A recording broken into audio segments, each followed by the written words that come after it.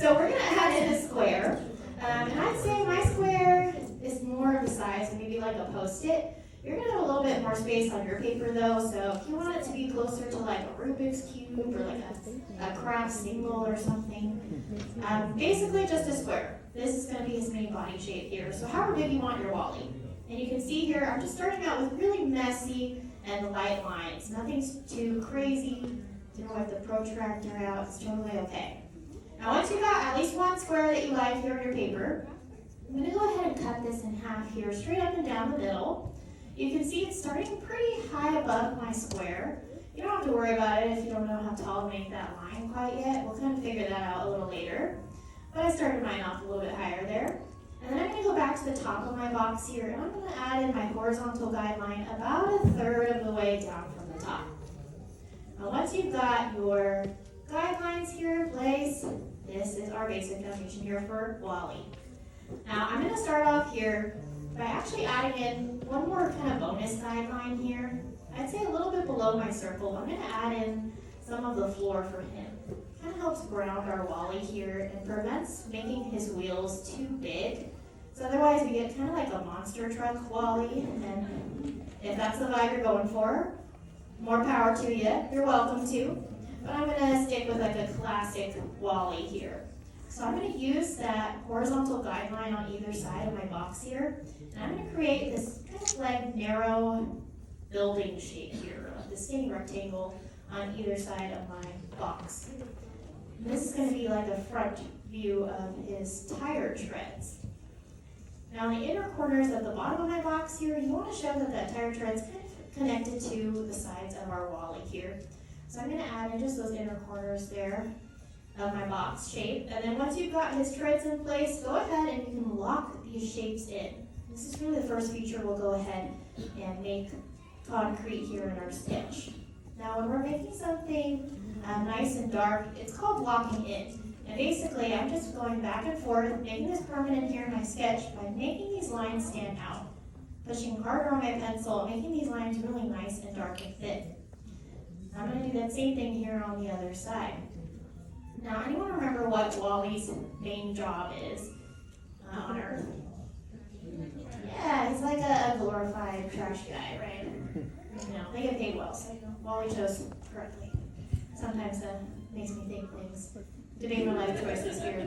But anyways, we're going to go ahead and add in some of those treads here on his tires, because that's what he needs to help him kind of go over all of that terrain there on Earth. And especially if you've seen in the movie, like lots and lots of piles of trash everywhere. So he's going to need some of this more like texture on his tires here to help him when being able to kind of maneuver around there. And if they're not perfectly straight or even, it's totally okay. You know, Wally's kind of the last of his kind on Earth, unfortunately. And so there's even like a scene where he uses parts from like other Wallys to kind of fix up himself. I don't think of what the human equivalent of that is, because it's kind of creepy, but you know, he's not totally 100% in. That's the main point of that. Now, after you've got his treads here in place, if you want, you can even shape them in for a little bit of extra contrast here. And then I'm going to go ahead and start to lock in the bottom 2/3 of my Wally here. Otherwise, nothing else really is going to change outside of our box here. So anything below that horizontal guideline is really what I mean when I say the bottom 2/3 here of Wally. And then we're going to kind of focus more on that top part of him. And this is where you want to look at your vertical guideline there and see if it's tall enough. I'd say you want it to be, you can even use your fingers here, and you want it to be about 2/3 of the height of your box. So what I mean is like this part here, you want it to be at least that tall. It's about how big his neck is going to be. Now after you've got that part in place though, and you've extended your guideline as far up as you need it to go, we're going to start out by adding in the outline for his eyes. So I'm going to start by making this very wide up arrow. It kind of looks like a little umbrella, you could say, like a adult-only kind of beverage here. And once you've got this top part of his eyes in place, does anyone know what his eyes kind of look like? What object? Yeah, binoculars. That's actually on purpose. The director of Wall-E, his name's Andrew Stanton. He actually also directed another movie you probably know, Finding Nemo and Finding Dory.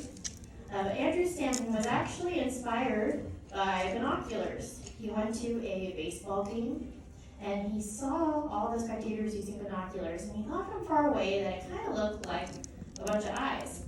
And so that's kind of where he got that inspiration for WALL-E's design here.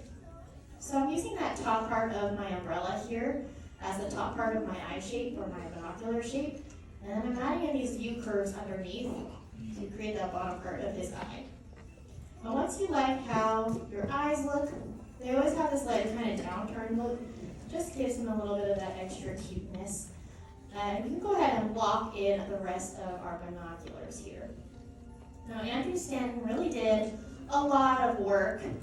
He spent a lot of his lunches actually. I want to say it was like 18 months worth or something of his lunches just watching Charlie Chaplin films and Buster Keaton.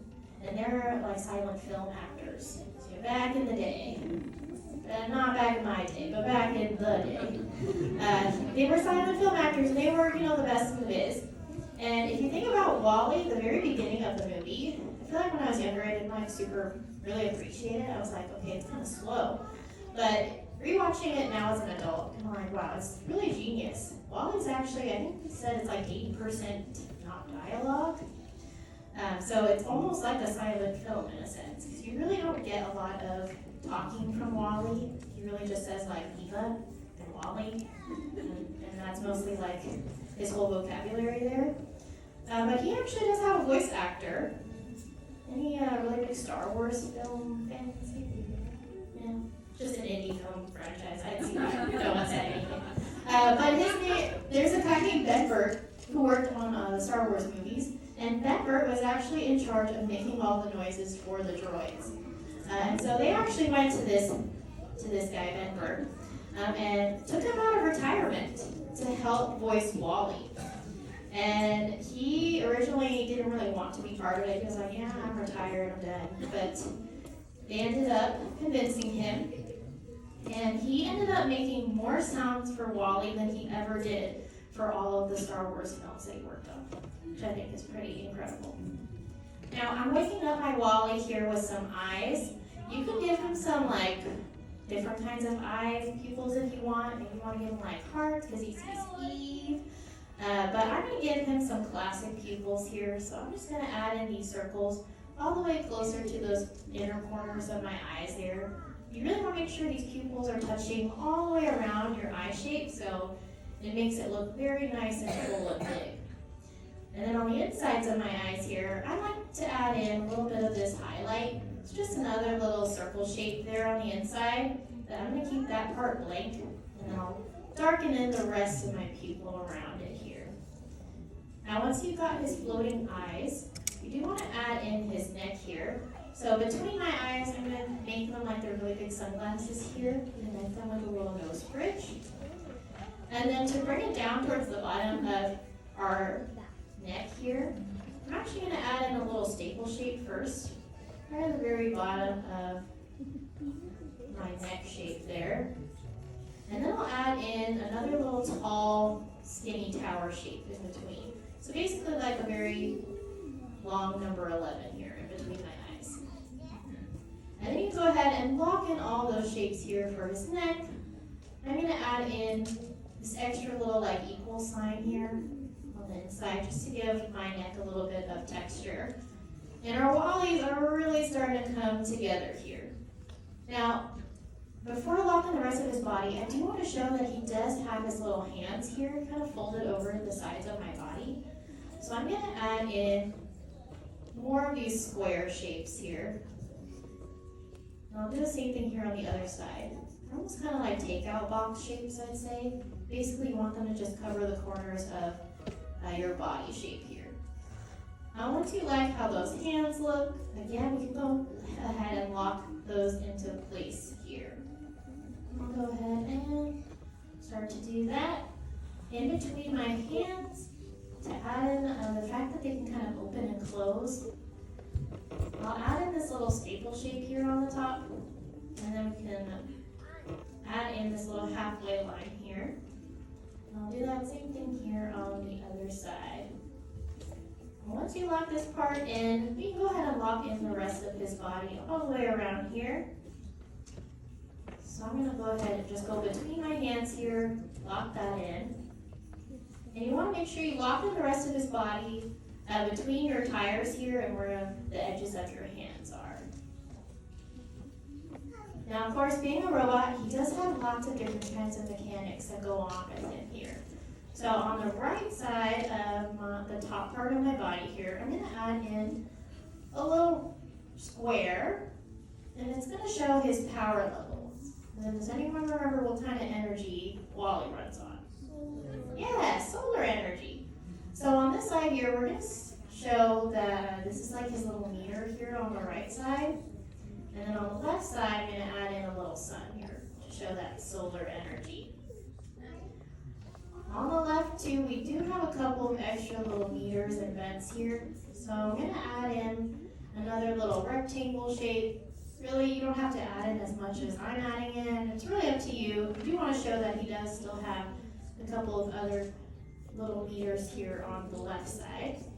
And then I'm actually going to lock in a little bit of this line here, my horizontal guideline, because he does have a little bit of that separation between the colors on his body there. The last step here we really need for WALL-E though is he actually wears his name right on his body. It tells us like what model of robot he is. And that's going to be down here on the bottom right of our body. So I'm going to go ahead and spell out his name here. Now WALL-E actually stands for something. It's an acronym. Any guesses as to what WALL-E stands for? No. Yeah, waste allocation. Load lifter. And what do you think the E means? Yeah, Earth class. So the Axiom, or the spaceship that all the humans live, they actually have WALL-US, which is basically the WALL-E version, but they live on the Axiom. Now, anything else you want to add in from this point is considered extra credit. Totally up to you. If you want to add in a couple of stars in the background, you want to add in a little friend for WALL-E. He does have his best friend on Earth. You can actually even meet him at Disneyland. Usually there's no line to meet him. And in WALL-E, he's got a name. His name is actually Hal, which is based off of the Space Odyssey 2001. And also the silent film director Hal Roach. The last and most important steps here though for your sketches are of course going to be your signature. So go ahead and find somewhere nice on your paper, sign your name nice and proud. So you made your very own sketch here of WALL-E.